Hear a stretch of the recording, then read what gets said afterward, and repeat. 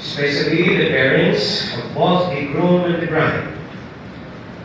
We have thus presented to all of us the meaning of marriage after the law of God. It is an institution ordained by God with roles and accountabilities for those who enter it. That parents no longer have the rule over their children, but still as parents to guide and counsel, but not to decide for them, as you have shown as you were releasing them from your womb.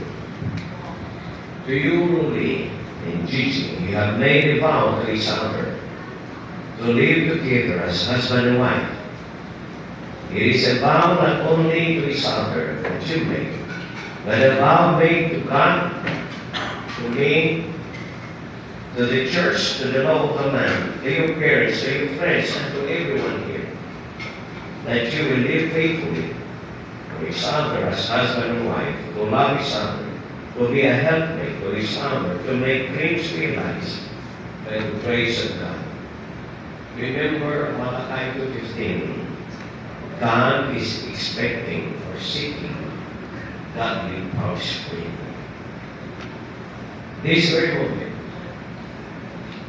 as it has a picture, I use a webinar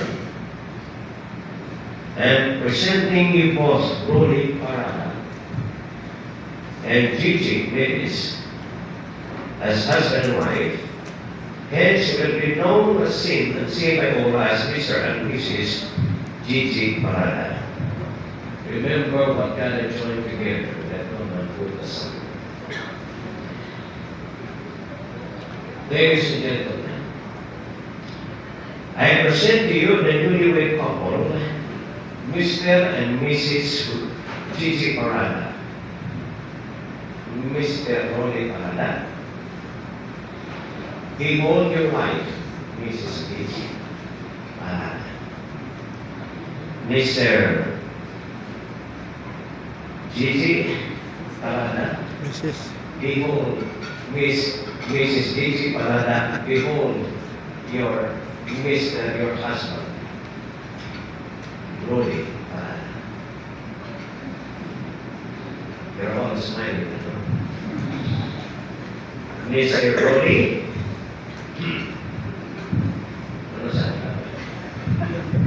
You may now kiss your Mrs., your wife, Mrs. Gigi Parada. Palakpakan natin sila.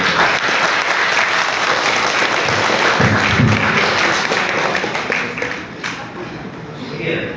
Ina.